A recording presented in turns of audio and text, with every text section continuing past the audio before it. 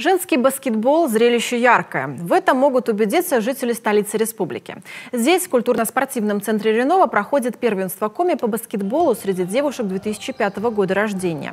В соревнованиях участвуют 5 команд. Молодые спортсменки из Усть-Куломского и Сыктывдинского районов, Ухты и Сыктывкара. Столица республики представлена сразу 2 коллективами.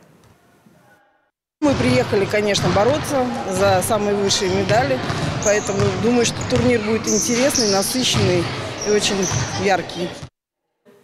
Открылся турнир с участием 2 команд – Сыктывкара и Ухты. Более высокая результативность в атаках и надежная игра в обороне привели к тому, что команда из Ухты одержала победу. У нас всегда боевой настрой и всегда готовы на победу. И вот эта игра не исключение. Мы хотим выиграть и стараемся делать все для этого.